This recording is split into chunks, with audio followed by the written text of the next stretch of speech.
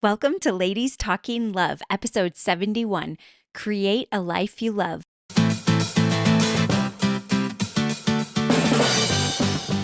It's Ladies Talking Love, a community of women uncovering more joy and fulfillment in sex as we learn from experts and amazing women like you.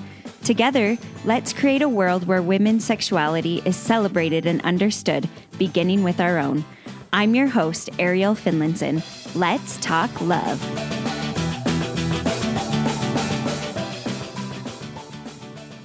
It can sometimes be really hard to recognize the things that we're doing right now in our life can actually help bring joy. And yes, there are sometimes big changes we need to make, but I think often there are just small tweaks that can help us find more joy in the things we are already doing in our life. And so I'm really excited for you to listen to the wisdom in this episode because Melissa does such a great job of giving us tips that you are going to start to think, wow, I don't have anything I can do to make small tweaks. And then suddenly you're going to hit upon things that you're already doing or ways that you can incorporate things that you love to make your life more joyful. Melissa Havertz is currently studying at Weber State University to become a family life educator with an emphasis in psychology. Her lifelong dream has been to get married and raise a family, a passion recognized even in high school when a friend wrote, "You'll be a great mom, you know so much about babies," in her yearbook. She's married to Matthew, whom she affectionately describes as a weighted blanket for her brain. Melissa is a busy mom of 4 young children. She discovered that the roles of wife and mother are far more complex than her teenage daydreams ever suggested. So she's passionate about helping women feel supported and making small tweaks to increase the joy in their lives. Before jumping in, I just want to remind you that we're taking a short podcast break until the beginning of August. Summer is in full swing and I feel like I can barely think with all my kids home and all the summer activities going on. So we're going to take a break until the beginning of August. We're working hard to get a great lineup for when we start back up. So please stay tuned, go back and listen to some of your favorite episodes, and we're so excited to continue learning and growing with you in August. But without further ado, let's talk love.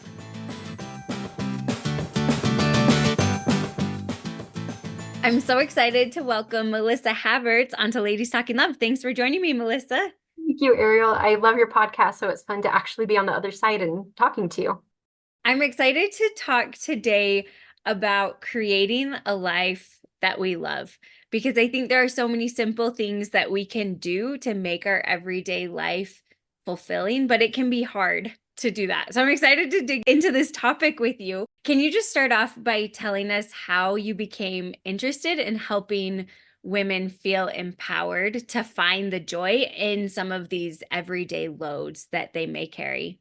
I think a lot of this comes from noticing that little changes in my life are making a really big difference. I think it's really easy, especially this time of year, where we feel maybe a little bit of pressure to be creating wonderful experiences for our family, going on big trips or elaborate vacations. But sometimes we're not in circumstances where we can do that. And there was actually a moment a few years ago where I was listening to a podcast by Rachel Nelson, 3 in 30 Takeaways for Moms podcast, where she said that every month they had been putting aside money, but rather than using that to save up for a long, elaborate trip, they decided to use it in their monthly budget to pay for a babysitter. She said, talking about this, wouldn't we rather build a daily life that is joyful rather than using that money to escape our life once a year? And when I heard this podcast episode several years ago, that specific quote really stood out to me, that I want to create a life where I'm feeling joy in my marriage, in my motherhood, and with my relationship with myself. And the fact is, most of our life isn't a vacation. And for a lot of people, they're in positions financially, with their health or school or work, where big getaways aren't realistic for them. And so I'm hoping that ideas I share today can help make your life one that you do love, where vacations are an added bonus rather than a plea for any sort of joy. But I also want to note that there are things that can be an underlying concern that do make your life one that you do want to escape from, like serious financial problems, the betrayal of marriage, health diagnosis, or mental health concerns with yourself or your children. But I'm confident that what I'm sharing, even for people in those circumstances, can help move the dial in the right direction. but there are definitely things that might need therapy or medication that little tweaks might not be quite enough. But I'm hoping for the average person and even for those who are in harder circumstances, this perspective shift can help create more joy in their life. Right when you said and you started talking about, especially this time of year, all the pressure, because I mean, it's summertime, our kids are at home. It reminded me, this was like several years ago, but I remember hearing this story. There is this man, they took their family on all these elaborate vacations and they were so excited. And at the end of the summer, he asked his son, like, what was your favorite part of the summer? And his son was like, that one night when we laid under the stars and talked. And just that sometimes we have this pressure to do these big things. And I mean, I love a big vacation if I can have one, right? Like they're great, but recognizing that some of the little everyday moments, like that's what is going to be most impactful for us and for our kids. And it's creating that life that we live instead of this huge vacation. So I love that you brought that in. Could you define for us, how would you define joyful daily life? And if you have some examples of maybe what that's looked like for you as you've started to do this in your life. I would say for me, a joyful life is one that is intentional in how I'm spending my time and focusing on the little things that are bringing joy in the relationship. I like how you mentioned the time looking under the stars. For me, I've been trying to notice the things that are happening every day that align with who I am inside, the things that make me feel the most like myself. And again, just recognizing a shift in the way I'm talking to myself too, rather than saying like, oh man, my kid's face is dirty again. Like, why can't I keep it together? Why don't they ever look nice? But just saying, look how much fun they had in the dirt. I love this smear of, dirt on her face that she's so oblivious to, just noticing those little things. But to me, it's being able to step out of going through the motions and being able to slow down enough to notice that what I'm doing is something that I love, or it's something that's connecting me to other people. And there's a really great study that illustrates the principle of a perspective shift. So in 2007, there was a study where researchers divided 84 female hotel cleaners into two groups. One group learned that their cleaning routine counted as excellent exercise, meeting or exceeding the requirements for an active lifestyle. And the other group was not told this. And then 4 weeks later, in contrast to the women who weren't educated on the exercise they did at work, the informed group perceived themselves as exercising more, and they showed real improvements in their health with their weight, blood pressure, body fat percentage. But just knowing that their daily tasks were beneficial led them to seeing real changes in their health. And likewise, our perspective on everyday activities holds a lot of power. And imagine if you could have a shift from seeing the little mundane things that you're doing every day to being moments to connect and touch the relationships that matter most to you. There's a theory called Thomas theorem that was developed in the early 1900s, where it says if people define situations as real, they are real in their consequences. So in other words, our beliefs shape the reality that we experience and the outcomes we're facing. So like the hotel cleaners who perceive their work as exercise enjoyed real health benefits. Believing our actions contribute positively can have a real consequence in the joy we are feeling. When we're seeing our activities as meaningful contributions to our life, it can transform how we're experiencing these little daily activities and bring joy and strength into our relationships. That is really interesting. Just this idea of this perspective shift, that the same people doing the same thing can see it differently. And like you said at the beginning, I'm so glad you pointed that out. There are some times where a perspective shift isn't going to be the only thing you need, right? To make it better. And I think there are some times where it's like, yes, we can make a good perspective shift, but maybe there are things we need to change in our life as well. But I love this idea. Can you tell us a little more of how can people start to incorporate this perspective shift into their daily lives? The best way for me is going to be to give you some examples of what I'm doing to help hopefully get some creative juices going for you and your listeners. Perfect. No, that's always great. And I've sent you a PDF, Ariel, where I've broken down kind of the framework of how we're going to go over in this podcast. We're going to go over our relationships to ourselves, to our partner, and to our children. And then within that, there's going to be the categories of emotional connection, physical connection, and recreational connection.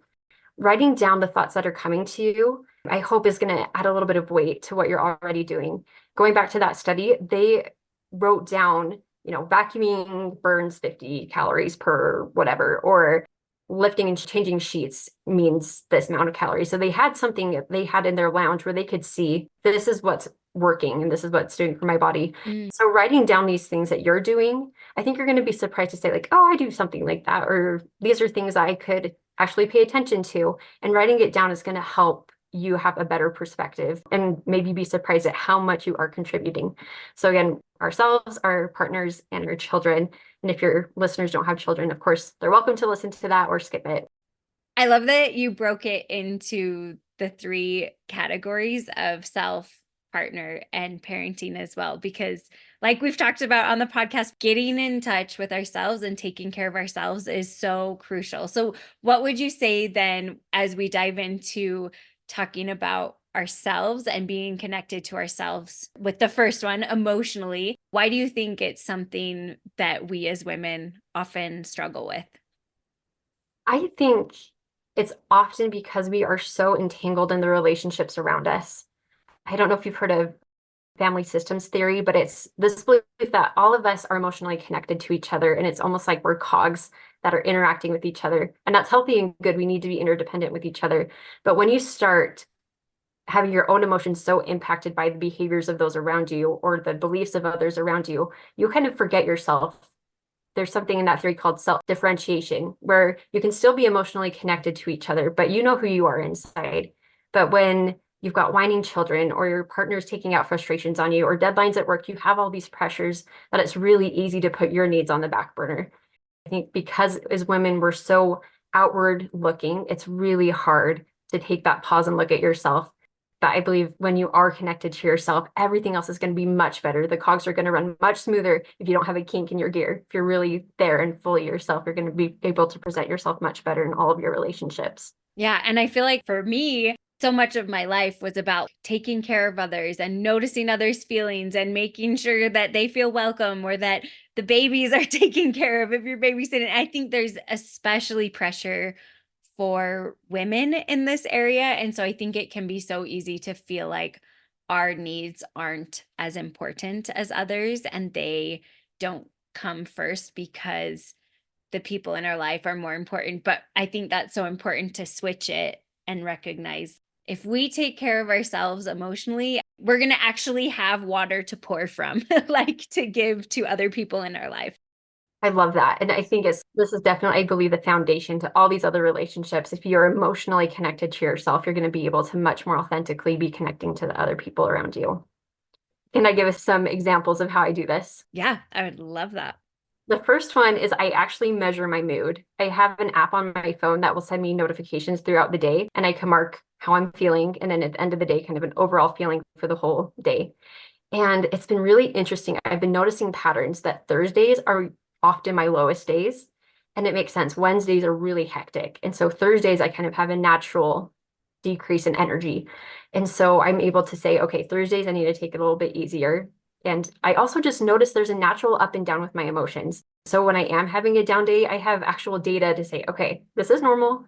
I'll get back up and it's okay. And I don't feel quite so heavy about being up and down. It's just a very normal part. Another one's kind of silly, but this is one thing that brings me a lot of emotional connection to the person that I want to be. I really value beauty and order and cleanliness. And my kitchen table is hardly ever those things. My children love to do art. Art's all over the place. We have permanent fingernail polish stains. But at dinner, I often, not always, but I often clear everything, even if it's just to the counter, and I put a tablecloth on. And just getting rid of that visual clutter helps me be a lot kinder. I'm a lot more patient during a time where it's usually easy to snap. And then I have silverware that my grandma gave me that has flowers etched in it. I love flowers. So even if I just take a second and look at my silverware, it just reminds me like I'm adding beauty into a very mundane everyday task. And that's who I am. Like that's something that no one else in my family cares, but I care. And that matters a lot to me. I love being able to do that. So do you have any ideas, Ariel? What are things that you do that when you're doing them, you do feel more emotionally grounded and connected to yourself? Oh man, you're going to make me think. I might have to come back for this. I should have this right off the bat. I wanted to ask you a question first. Sure. What app do you use to track your mood? It's connected to I have an iPhone, so it's just one of the apps that's on there within health. Oh, nice. No, that is so awesome. Your tracking of your mood also reminded me of like my menstrual cycle. And when I'm menstruating, this, like, people call, right, the winter phase. Like, I'm usually more tired, and I really do get to a point where I'm rethinking every decision I've ever made in my life and feeling like it's the worst thing I made, that decision, and just recognizing this will pass and this is a hard week in my month, but I just can sit with it and recognize, like, oh, this is why I'm feeling that way. So I think that's really cool. I've never done it like on a daily thing, but I'm nursing and I haven't started menstrual cycle again. So it'll be interesting to see if things switch around once those hormones are kind of changing things up again. But it's been really helpful to see. I've had a couple of low days. Is there something I need to be prioritizing, or do I need to not push myself so hard and be a little bit more graceful to myself? and you asked me about how I kind of connect with myself emotionally and things that are important to me. I loved your examples. I don't really have anything that I can think of that I do every day. It's more just kind of trying to recognize in the moment what my need is Mm, and staying true to that. And so if I need a minute to go outside and breathe deeply or something like that. But I feel like something that, sorry, I'm like rambling because now you got me. I'm like, what do I do? love it. Good. That's what I want. Something that I do most every day that is important to me is just moving my body and whatever that looks like at different stages of my life. It's looked different during different parts of my menstrual cycle. It can look different, but just taking that time to move my body, and my kids recognize this is something that I need to feel better emotionally. And so I usually work out at home. I know a lot of moms who do a gym or things, which is awesome if that works for you. But for me, I just don't want to take the extra time. And so my kids have learned I just work out at home and they kind of play and entertain themselves. And then I feel like something else that I don't always do every day, but I've been trying to give myself a lot more grace for is I felt a lot of pressure. I mentioned this on a recent podcast, like do home cooked meals and do everything from scratch, but realizing that at this stage of my life, that isn't always the thing that's going to be the most emotionally healthy for me because it's Mhm. so stressful. And so being able to like cut corners, I guess you could say, and doing a little more prepared things or just easier meals that help me feel more emotionally fulfilled because I'm not stretched so thin. Absolutely. But I think I'd be safe in saying that sometimes you beat yourself up over that, saying like, man, I'm making macaroni and cheese again. But can you switch it and say, look how great I am taking care of myself? They are going to get nourished in a much more important, substantial way because I am good. Yeah. I'm good inside right now. And would that help when you're cooking to say, look, this is going to make me a better person today and let that count rather than a vote against how good you are. It's Yeah. encouraging and voting for the person that you do want to be. And that in this season of life, that's what that looks like. And that's fine. And that's good. That is so good. Just be able to see it as a different perspective. Thank you. Those good things to think about. I need to think more about those too. What about moving from emotional to physical self connection? What are some ways that you can share how to be more in tune with your body and your body's signals that can help just enhance your overall well being? You had a good example with exercising, but that's something that there's going to be overlap. I think whatever's impacting us physically can impact us emotionally and vice versa. We've all been hangry. We need to eat something. We're going to be in a better mood. And embodiment theory is just that our physical sensations are going to significantly influence our thoughts and our behavior. If we're taking care of our bodies, our thoughts and our emotions are going to follow suit. Again, technology comes to help me with this. On my watch, I have a minute timer that does breathing exercises. And so I've tried to pair it with when I use the bathroom and when I nurse my baby. So I just click that app and I can breathe for a minute. And there are some days where I get several sessions in and some days where I don't do any at all. But just being able to connect to my breath helps me move from being in my brain in that frazzled state to connecting to my body again. So that's one of the easiest things I do. And another one is I really do think eating matters a lot. And it's not so much what you're eating, but just that you are. I think as moms, it's so easy to like skip a meal or eat the snacks off of your kid's plate. But what are foods that you like that maybe your kids don't like, your husband doesn't like? Prioritize what you like. I have nuts. I love almonds. My husband doesn't, but I like them. So I keep almonds and chocolate chips nearby. I have things to make a smoothie. And then something that's been really good for me is during this time of year where it's nicer weather, I like to take the food that I'm eating during lunch outside on my back deck and escape, even if it's just like 2 minutes or 3 minutes, get that physical break from the sound of my kids who are around all the time, to have that break of eating something outside. A few years ago, I liked to go running. That was something that really helped physically. And I have friends who really like to do yoga. Those are some of the things I think physically, I definitely have room to improve on how I connect physically, but I'd love any of your insights. What helps you to feel physically connected to yourself? Besides the exercise part that I mentioned already, which overlaps the emotional and physical, something that I try to prioritize, and this sounds so dumb, and just what you're saying, I'm like, some of this sounds a little bit revolutionary. Like with you buying a snack that you like just because you like it. But I think it's sad that it sounds so new. We've never thought about this because we should be prioritizing ourselves. So this is going to sound like that, this comment I'm going to make, but something that is really important to me that helps me connect with my body, but also just feel better in my body is to shower. I think that showering is something that should be prioritized for a human being, but like not everyone necessarily needs to shower every day. I don't know. As an adult, I feel like you probably should shower most days. But if I don't shower, the longer throughout the day that I haven't showered, I just feel yucky. Prioritizing that time to take a shower and get ready. Not every day, but most days we'll just do like a teeny bit of makeup, like mascara and some eyebrow pencil. That's about it. But just that act of caring for myself is really helpful to feel better physically. I'm so glad you said that. And when I'm pregnant, my sense of smell is just on fire. Like I Oh. smell everything, which can be really bad. But my youngest is 9 months old now. But when I was pregnant with him, I remember in the shower using shampoo and just loving the smell. I was just like drunk on the smell of the shampoo. And then I was like, I could use this as my body wash. I love how it smells. And I started crying. I was so like happy about how beautiful it smelled. And that's not how I typically am. I do enjoy good smells, but I'm not usually emotional about it. It's so easy to go through the motion again of taking a shower. But if that's important to you, Ariel, can you be like, "Oh, I'm going to enjoy this shower. Yes. I'm going to turn on music that I like during this shower. I'm going to make this something that counts." And I love this. And I agree that showering is needed, whether or not it's something that brings you a lot of connection to yourself. But if it is something, let it count. Let it be something that contributes to having a great day, that you are so lucky you have a heated shower and Right. good smelling soap. And I do, like, I often will just take some time in the shower to just stand there and be still and just breathe. I try not to rush really fast most Mhm. days with my shower. Love that.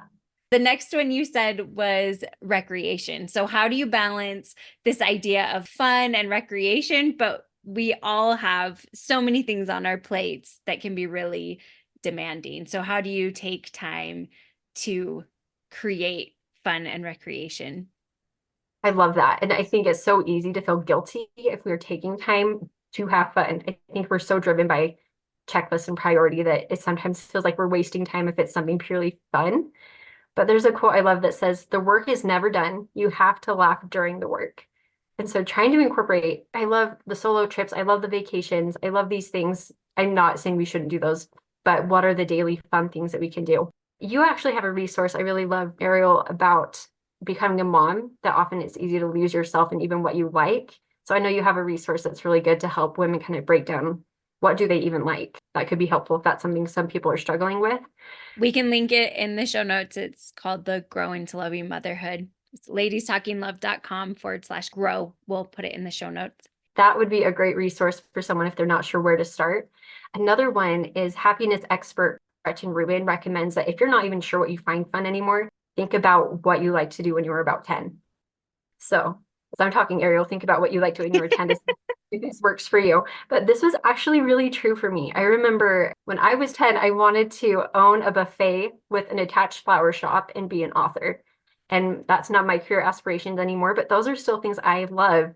I really do love to cook, but I'm in a season where I don't have a lot of time. But I do like to try like on Sundays to make something that's a little nicer or a little more fun or try something new. I love to listen to podcasts and audiobooks, even though I don't have a lot of time to just sit down and read. And then I love flowers. And again, I just don't have a lot of time to cultivate a great garden, but I do have a few flower pots that I just love in the morning, going to deadhead the plants and water them. And that takes like 5 minutes, but that really has boosted my day having fun. Another one, when I was little, I loved to make PowerPoints for my siblings' birthdays, or I don't know, I really liked PowerPoints, and that's something I still really love. I'm kind of geeky, but I love to make kind of boring information look pretty and easier to understand. But those are things I love. I also love listening to music. I have certain playlists I play at certain times of day or different moods I want for like on Sundays, I have my favorite kind of church songs that I'll play, or I have a playlist that's just songs that make me feel like myself, like the songs that pump me up. So those are some of the things that I'm doing. And I think it helps especially to look back. Oh yeah, I did have a lot of fun listening to that music, or I'm really enjoying this time in nature, seeing these beautiful flowers. And just again, I'm repeating myself over and over, but not going through the motions, but as you're doing it, saying, oh, I love this. This is so great. I'm so grateful that I have this time to do these things. Or I'm so grateful for Spotify that makes music so easy for me to play whatever I want. I'm interested to see if Gretchen Rubin's suggestion works for you, if you still like doing any of those things you liked as a kid. I'm glad that you're on with me because I think we're very different, which I Uh-huh. think is good for people listening. They can have two, but definitely as a kid, I was more of the sportsy type. Didn't really care too much about flowers, or I definitely liked to dress up sometimes, but I was like, I want to keep up with my older brothers and Uh-huh. sister because I was the baby.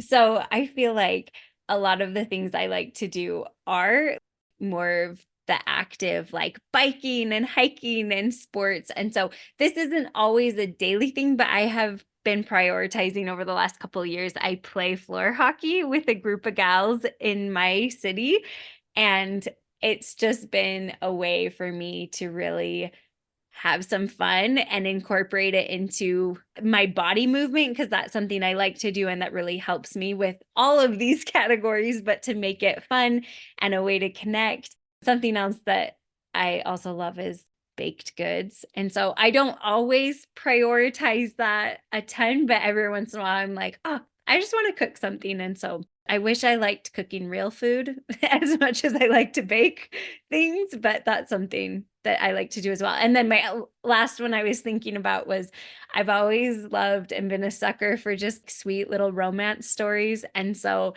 I like to listen to an audiobook when I clean up at night. Just like have something, it helps me. Sometimes I'm like, oh yeah, I will clean for like 2 hours because I get to listen to my book. So it just helps make those daily tasks not so mundane because I get to enjoy what I'm doing. Yes, and I love too, Ariel, that you mentioned like maybe it's not every single day you're doing something super fun. Maybe it is with music or podcasts or audiobooks, but once a week having something that you're looking forward to, I think helps throughout the week to know that you have that you're looking forward to. I am grateful that we have different backgrounds to share things that we like. Yes, I know with the tablecloth, I'm like, I would never do that. But someone else listening probably would, but I'm just like, oh, whatever. Yeah, and that's totally fine. So I love it. I love that we have these different views we can bring in. So the next thing you were going to cover then was going through those three parts, the emotional, physical, and recreational with our relationship with our partner. So how do you suggest maintaining emotional connection with your partner with all of the busy stresses and things that we have going on? It can be really tricky. I love that. I think curiosity is, I think, one of the greatest things to build that emotional connection. And two of my favorite experts on relationships are doctors John and Julie Gottman. And there is a podcast that Dr. Julie Gottman on that I'm going to quote from. It's a little bit of a long quote, but I think it's great. She says, "You may remember when you were first dating, you didn't know anything. And so you asked them lots of questions to find out who are they, what makes them tick. But when we get busy with kids, with jobs and careers, we take for granted that we really know our partner. So you don't need to ask those questions.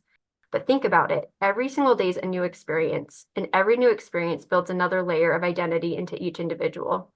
Well, how do you keep up with that evolution of your partner? Because we're always in a state of becoming. We have never just arrived, and thus we have to keep asking open-ended questions to learn who are you today? Who do you want to be tomorrow?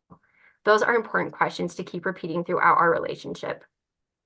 And so for me, I love if you can be curious and recognizing that you don't really know everything about your partner. There's always something new to get to know them.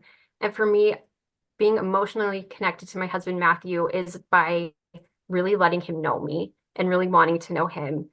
And I agree with the Gottmans that it's easy when you're dating and it's really fun to get to know them, but then you can get into a rut and really busy. And so we're in a season right now that I have never been so busy in my married life. And it's been really hard to carve out time to spend with my husband. He's very busy with his job and other responsibilities. I'm very busy, but we have a few things that have been really, really helpful. And again, I feel like just in ourselves, being emotionally connected to ourselves kind of sets a good framework. Being emotionally connected to our partner makes everything else better as well. One of the things that we do is that on weekdays, my husband sends me a text during lunch, and sometimes it's a funny meme or it's a reason he loves me or a song that he listened to that day that made him think of me. But knowing that he's going to send me a message, I know it's coming. I'm looking forward to it, and it's a way that he and I connect to each other. Another one is that we have a weekly meeting every Friday, and that's when we go over our budget, our house projects, our calendar, anything our kids need, and we share a reminder note. And so throughout the week, if we think of things that we need to do, we can add it to that. And then we know on Friday, we're going to get our favorite chocolate, our favorite drink. So it's a little bit more fun than just planning all of these things, but we plan for the next week together. And that's really helped me not have so much on my brain throughout the week because I know we have a time and a place to talk about it. And so during the week when we are together, we can talk about other things. I can ask him how his work meeting went, or he can ask me some of the things that I'm learning. And we have time and space to have these questions to connect. That's what the Gottmans would call a State of the Union meeting. And honestly, I think that's one of the most important things that we do to stay connected emotionally. My final example with this is a lot easier. If you think about when you were dating and you'd see your partner's name pop up on your phone and you'd be excited. I still kind of get that with my husband. A lot of the times it's more like antics of our kids or planning things. It's not quite as romantic, but I have set aside a certain sound for his texts and for his phone calls. And so I can differentiate who it is. When I hear it is him, it reminds me of his important role in my life and that my communication with him is important. I love having just a certain sound for him to know that he's the one communicating with me. But what do you and Kyle do? Do you have anything come to mind? You are so good at the daily rituals. And anyone who knows me would be able to tell you, like, Ariel is not the most organized person in the world. And as you can tell, Melissa is very organized. So I feel like a lot of mine are more sporadic. But I love, and something I've been trying to do recently is just taking more time when I see Kyle, stop and give him a hug or take a moment to chat for just a second. And I see Kyle a couple times throughout the day because he works in our basement. And so he'll come up. But I feel like before we would just kind of pass each other, but now I usually try to stop and give each other a hug or talk about something or ask, oh, how's your day been going? And then also, I know this doesn't work for everyone. So I love yours that you have like, this is when we do it. Kyle and I aren't always the best at planning. Every Friday we're going to do this, but I feel like we've gotten a lot better, especially me, bringing up things that are hard or things I'm embarrassed about or things I'm struggling with or things that he hurt me, how he hurt my feelings or whatever, just more organically. And that has been a really great way for us to stay connected. Because sometimes if it was, we're going to talk about everything about our week on Friday, for instance, sometimes I would save it up like, okay, well, I won't bring this up then, and then it would build. And I feel like it's been really good to just practice saying what's on my mind more. And of course, sometimes there are moments where it's like, okay, I'm too frustrated. We're not going to talk about this right now, but I will bring it back up. And so I love both yours examples with me because we're so different. You set it aside. And I think that is so important. But I know for me and Kyle, sometimes the organic conversations, we're just bringing it up when in the evening or when I'm feeling that way is really helpful as well. And I will put the caveat that if it's something that is impacting like how I'm feeling emotionally, we will talk about it. Yes. You meant more for planning. But if it can wait, then we'll put it on for Friday. But I love that being vulnerable with your feelings in hard conversations is such a good and important thing in that emotional connection. And also those bid for connections, as the Gottmans would say it, that acknowledging that he's walking past you or acknowledging being together can really build that. I see you, I love you, I still want you. We all need that. Okay, so the next thing that you wanted to share with the partner, let's see, where are we at? The physical. So, what are some things you do to stay physically connected with your partner, and how would you suggest doing that? Errol, you have excellent resources on this. If there's anyone to deep dive into, I think your podcast would have some excellent suggestions if anyone's lacking in that area. Before I address that, I do want to put in this note that for some people, they're hesitant to initiate any physical contact or that closeness because they're afraid that their partner's going to interpret it as an initiation for sex, when maybe that's not what they're going to be going for. They want a hug and just a hug. And that can be really hard and really challenging. But if it really is something that brings up contention or just conflict, that could be something that would be really good to have open conversations with your partner on, or therapy if it's to the point where it'd be helpful to be able to better have those tools to communicate. So I just want to put that out there as well. So for years, Matthew and I were in the habit of, we would go, kids were in bed, we'd each go lie on our own couch and turn on a show. And then at one point, we ended up moving a TV into our bedroom. Since we were watching a show, but we were in bed, we started to cuddle together while we watched our show. We were watching shows anyway, but now adding the cuddling was really important for me. I'm more of a cuddler than Matthew is naturally. And so it was really nice to start having that. And we had very clear expectation that this is cuddling with no strings attached, that we could watch our show and cuddle and then turn off our show and go to sleep. Now, that doesn't mean that it cannot turn into a sexual encounter, but we've worked to be able to communicate that. So if we're cuddling and one of us wants it to lead to something else, we're very open about that. And if we're both up for it, then great. And if we're not up for it, then we can say no, and it's not a big deal. We've worked to be able to have that kind of communication where we can just be very open about what we're wanting. But the takeaway here is to have something ideally that you're already doing that you can frame as, this is a physical connection with my partner. And the Gottmans recommend when you come home, doing a 6-second kiss. So rather than just like a quick peck, like something that really is a little bit more passionate and connecting for them, again, without that expectation of sex, but for that physical connection. A recent Instagram story I saw, the woman talked about when her husband travels for work, she likes to go and smell his cologne. And then that's a physical connection for them. Other things you might already be doing is like holding hands while you're on a walk or driving in the car or at church together, rubbing your partner's shoulders or feet if you've had a long day, taking a shower together occasionally. You have great expertise in this area, so I'd love it if you have your insight or things you would add to this. I loved what you talked about with the no strings attached cuddling, and something that I've thought about. And like we talked about before, right? Like getting a snack that only you like. It seems so revolutionary, like a new idea. And I think it's the same with these moments of connection that we don't want to lead to sex, that really all we need to do is talk about our expectations. But no one's ever really taught us how to talk about sex or sexual encounters or intimacy in our marriage. And so I think it can be so helpful to just set that up and talk with our spouse about it. Like, hey, when you come home, I want to try this 6-second kiss. This is what it could look like, but this doesn't lead to sex. Like if we decide we want it to, it can, but we're planning it's not going to. Just like set up the boundaries. And that maybe sounds weird to use that word, but like set up the boundaries around these encounters and be open. If either of you want to move into a sexual encounter, you could say, hey, like, I would love to move into a sexual encounter. What do you think about that? But the other person could say, oh, I would like to keep it just a kiss or just cuddling.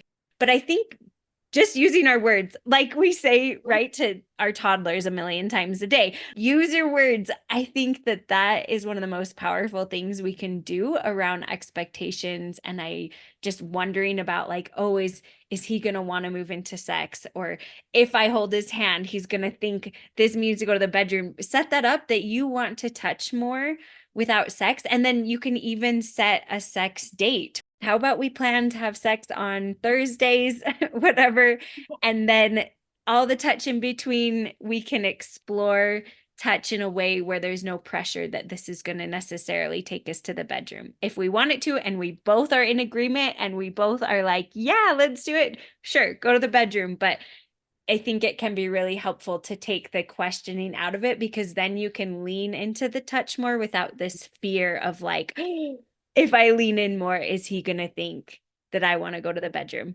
I love what you're saying, just communicate it. And it will look different for every couple. Some people might really not like the idea of sex Thursdays, but for some, Right. Totally. that might really help them build up that anticipation. And again, it's what's going to make your life feel the one that you want with your partner. I think that is so great to be able to talk about your expectations and to try out some of these different ways to connect. I love that when they come home, prioritizing in the morning before you both go on your merry way to do what you're doing that day. And when they come home, taking those moments for a 10-second hug or a 6-second kiss or just some time to really connect. And what about having fun with your partner? What are some simple everyday activities that you do together with your partner? When we were dating, going on dates all the time, so much fun. But we've been in seasons where we've been poor college students, we were having little babies, we didn't live near family, we had a pandemic that made like going out on actual dates really hard. I really love to go on dates and go out to eat and talk uninterrupted with Matthew. But like you're saying, we can't always do that every day. But like I mentioned earlier with watching shows, Matthew and I have shows that we like to watch. Sometimes it's YouTube shows, sometimes it's an actual like TV show. My brother-in-law mentioned that he and his wife spent some time and just made a whole watch list on different streaming platforms so that they weren't spending the night trying to decide what to watch. They had something that they could quickly pull up to spend that time watching shows together. My husband really loves music, and so when he's home, he does like to play the piano, and I'll come and I'll play the melody and he'll play the chords. Or if I have more time, I'll pull out my flute and play with him while he's on the piano. We both like lots of music, and so we like to send each other new songs that we find. We like to use autofill on text. Sometimes if we're tired, we'll just start a text that says like, I can't stop thinking about, and then just let our phone finish it. And just doing that for a few minutes is so funny. And you can make them spicy, you can make them just stupid. That's a fun thing. Recently, we went to the store and bought 2 weird flavors of Pringles, and then we like critiqued them. And that was really fun, just to be like, I don't like this, but I like this. Or what if we put 2 of this flavor and 1 of this flavor together, and just had a lot of fun with that. My sister and her husband like to read together most nights. My parents like to garden together. I'm not very sporty, but I know a lot of people like to do sporty type things. This might be a good plug for you. I don't know if that's something you and Kyle We connect do. do. Okay, I'm right. What do you and Kyle like to do to have fun with each other? We love playing sports together. Sometimes we like to watch shows. He'll like listen to my romance books with me sometimes because he loves me. Like as you can tell, everybody listening, and Melissa's really good at the daily traditions. And I feel like we don't have as many things. And of course, I know you're maybe not like every day, but just things that you do consistently. And I want to think more about how Kyle and I can have more fun together on a more consistent basis. Because we do try to usually do like a weekly date night or something, but sometimes they're so simple and sometimes we're so stressed, it's hard to find the joy. And I have found when I just do little flirting things, it can just add in a little bit of lightness to our relationship in the mundane day-to-day things. And so I want to think more about what I want to do because those things that I mentioned that like we love to play sports together, but that's more rare than common because it's really hard to do that with our kids. We have to get a sitter or Yeah. take them a place where they can be safe and play on a playground and we can see them while we play. I want to find little fun things that we can do throughout the day. So I loved all your examples. So how do we transition these 3 parts into parenting? What do you think is a barrier for parents that make it hard for us to connect with our kids in these ways, emotional, physical, recreational? I think one of the hard things with kids is that they change. We're tired. What works for one kid doesn't always work for another kid. I'm going to pull in the Gottmans again, who are excellent with all sorts of relationships. They say that as your children grow older, having lasting rituals and traditions are essential for maintaining emotional connection and closeness.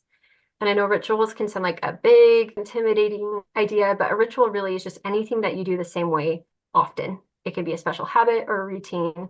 And I think kids are often happy with those types of routines and predictability. My sister mentioned the other day that her second grader was excited for the end of the school year because in her mind they were going to go to Target and get a special end of the year toy. And they had done that last year when she ended first grade. And it didn't mean much to my sister, but to my niece, it was now what you do at the end of the year. And I think sometimes these connections and rituals are formed without us really even knowing that they're happening. But kids are so good at putting fun and meaning and connection into the mundane things that we're doing. They're forming these attachments with us, which hey, there's so much about attachment theory that I don't understand, but I'm really interested in is how do we build these relationships where we're building independence, but they're also very comfortable and confident in our relationship and how we react with them and helping them feel emotionally strong and capable. But again, these simple everyday, every week, every month, whatever traditions that we're putting in with our kids can help them feel more stable and emotionally connected to us. And I do love the idea of things that they can plan on and count on, that even as they're changing in their age, if they know this is something our family does, our family loves games, our family loves sports, our family loves music, our family loves to talk. There are some things that can really help shape that identity that can be a kind of a grounding foundation for them, no matter what they're going through in their life. It can be hard, but we are doing a lot more. We can give ourselves a lot more credit and what we are contributing to building that secure attachment with our kids. What are some of the daily traditions that you have to build that emotional and physical and recreational connection with your kids? Curiosity that we talked about with our partners. We can be curious about our kids. They are changing so quickly. A lot of families have traditions around dinner time where they'll do like the highs and lows of the day, like high, low buffalo, where high point, low point, something funny. Our family likes to share something we're grateful for in a way that we felt God's love for us that day. I understand that sitting around the table every night doesn't happen for many or even most families. But I would look and see, is there a time that you do? Like, do you have a Sunday morning where before church or a weekend where it's not quite as crazy that you do have a meal together? When I was a teenager, my mom would drive me to my flute lessons, and that was a time that she and I would talk a lot. And so, what are you doing already where you're having this time where you can talk to your kids and ask these questions? I don't have any teenagers, so I'm not sure if they would just be rolling their eyes or what. But I think if you even shared your high, low in Buffalo, them seeing that, oh, my parents have high and low points and funny things can help build that curiosity for them to be curious about you too. I've never heard the buffalo part. Oh, okay. Yeah, I heard that from I another like that. that so you can just do something funny, like something that makes Yeah. something random to add a little bit more levity to your day. There's a journal I have. It's a 3-year motherhood journal, the Flecks of Gold that Rachel Nelson made, where I write down a highlight for my day, and it's usually about my kids. But again, going to that, the Thomas theorem that what you believe is real has real consequences. If I go into my day thinking there's going to be something good with my kids today, I'm so much more likely to find it. So that has been something really helpful for me, is to have that mentality to look for something good.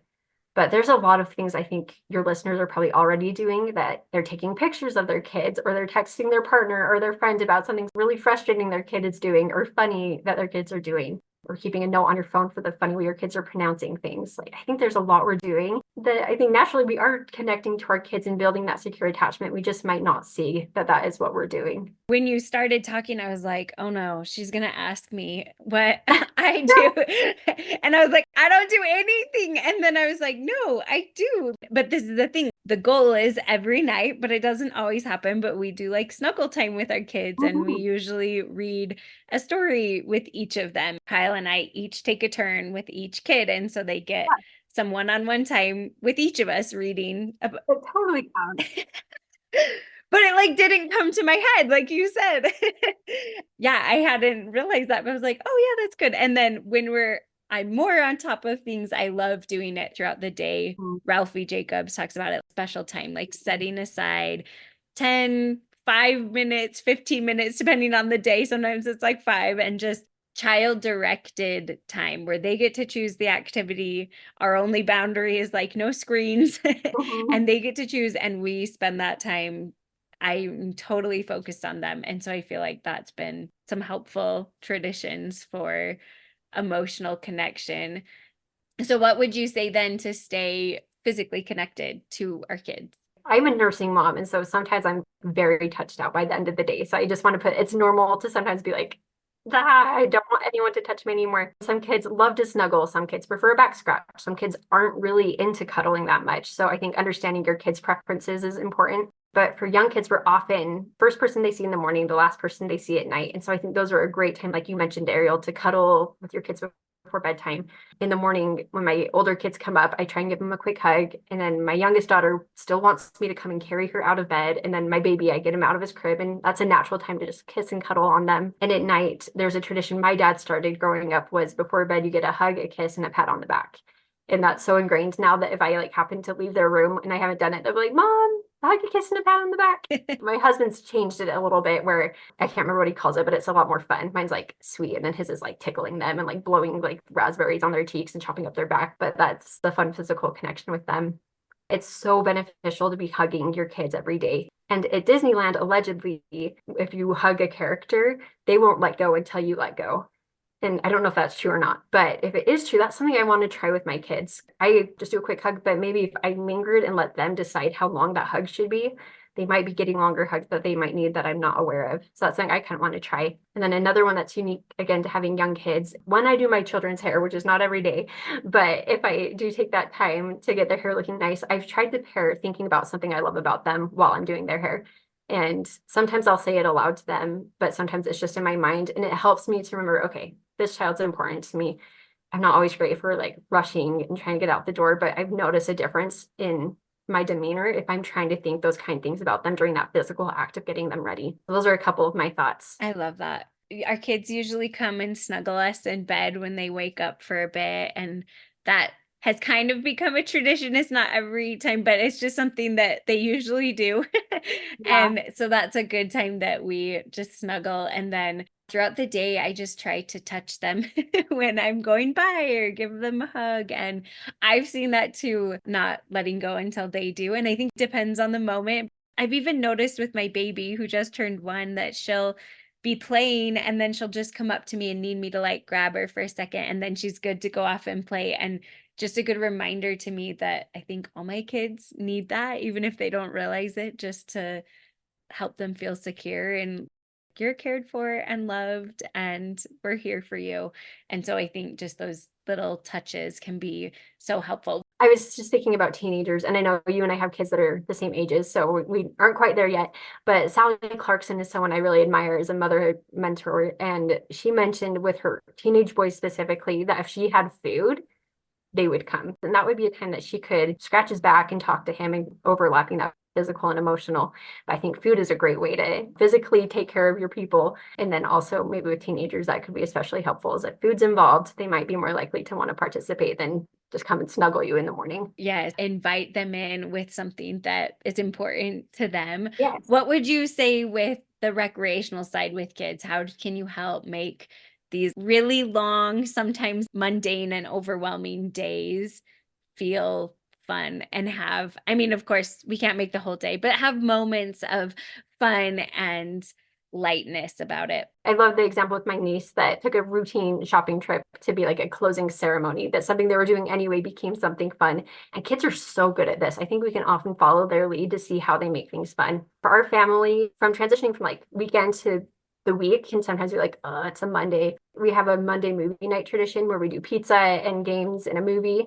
And that's something our family looks forward to. I homeschool my kids, and I really wanted to make the first day of school feel special for them. And so the same day that their cousins and their friends are doing school, I make the cup of dirt treat, the pudding with Oreos and a gummy worm, and they look forward to that every year.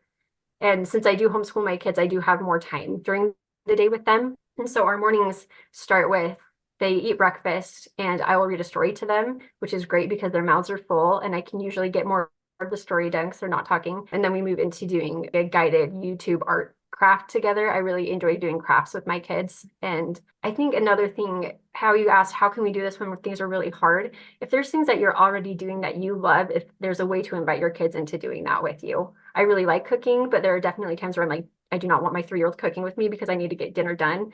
But if I do have a little bit more time, letting her dump in the flour and stir things, the things that I really like, to incorporate the things that I'm doing that I love and let them come into that too. I know a lot of people like to play fun music during carpool, doing games, playing soccer outside with their kids. Those are just some of the things that come to my head. What do you think, Ariel? I've really enjoyed listening to books with my older two when we're driving. We've been listening to like Chronicles of Narnia and just like some Harry Potter, just listening to fun books with them. And then we get in the car and it's like, we want to listen to our book.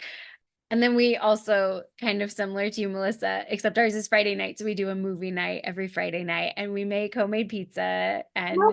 have a movie. And then often, because we have more times on the weekends, we'll make a special breakfast, especially on Sundays.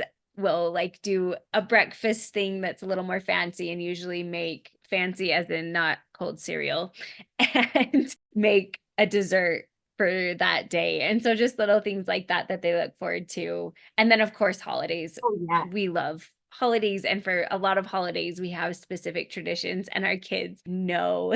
Actually just today, right? It's not even June yet. One of my kids was like, I'm so excited for Christmas. And I was like, oh, okay.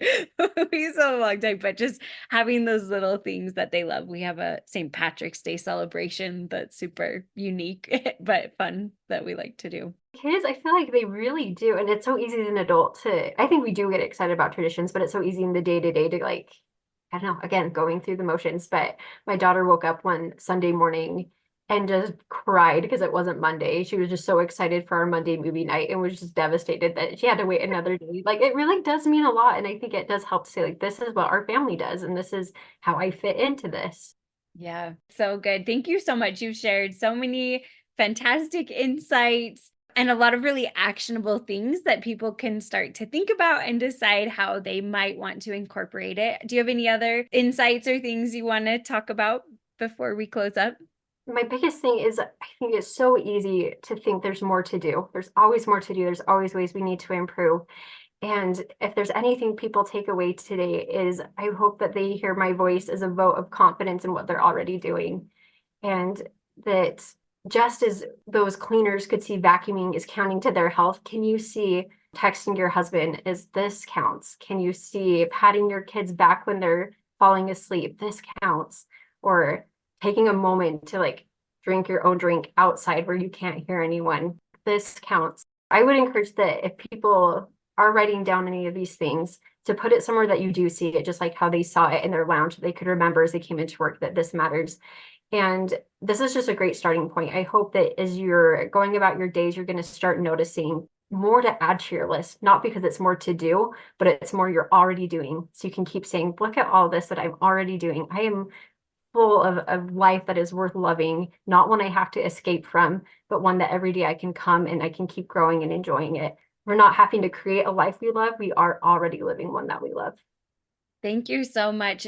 And you have that PDF that we're going to share with listeners. Yes, and I have a reference if people are interested in actually looking at that 2007 study or any of the things I referred to with the Gottmans. I have a PDF with those attachments on there as well. Awesome. Where can people connect with you, Melissa? I am doing a workshop in July. I'll talk more about the weekly State of the Union meetings, talking kind of how to break those down and implement those, as well as mental load, communication skills. So several different things that they want to see. I have that as well on that attachment that they can see the specific topics that I'd be going over. Awesome. Thank you so much for joining me today. Thank you.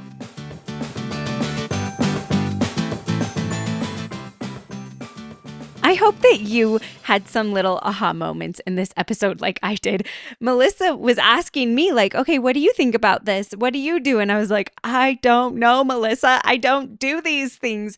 And then, especially in the kids one, I was like, oh, I do this. I have something I'm already doing. And there were other things that I was already doing that came up as we talked. So I hope that her questions that she asked, when she asked me those questions, I hope that you took a minute and you thought, what do I do? Or what can I start doing to create more joy in my life? To create a life that you don't want to run away from because you love being in it. And I think there are so many small tweaks that we can do to make life more enjoyable, even in some of the monotony that comes with parenthood and comes with home ownership or rentership. There are things that are boring and monotonous and sometimes hard to do in your life. but you can find joy in those little things. And I think it's totally appropriate and fantastic to also make goals for maybe some bigger things you want to incorporate. But I hope that this episode gave you some small tweaks that you want to start doing. Some of the things I'm planning to focus on are taking more time to be present with my kids.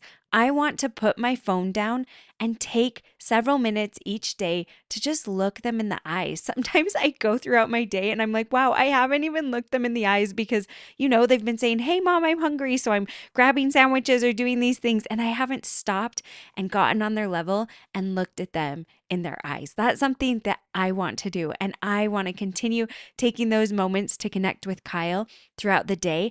I hope that you had some ideas of things that you're going to start doing to feel more joy, to feel more connection, to thrive in all these different areas. I know I only gave a couple areas with my husband and my kids, but there were so many great areas that Melissa covered in how we can take better care of ourselves and our relationships in those three categories: emotional, physical, and recreational, with ourself, our partner, and with our kids. And so I hope that you've been able to think of some things that you want to do in each of those areas for yourself, your partner, and with your kids to make your life more joyful, because you deserve to feel joy. You deserve to live a joyful life that you love and that you want to live in because it brings you joy.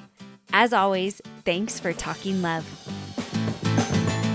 Thank you to all of you who listen and join me on this journey, and to our Ladies Talking Love team who make the podcast possible. Thanks to our sound wizard, Kimberly Demers, and our miscellaneous task whiz, Jana Norman.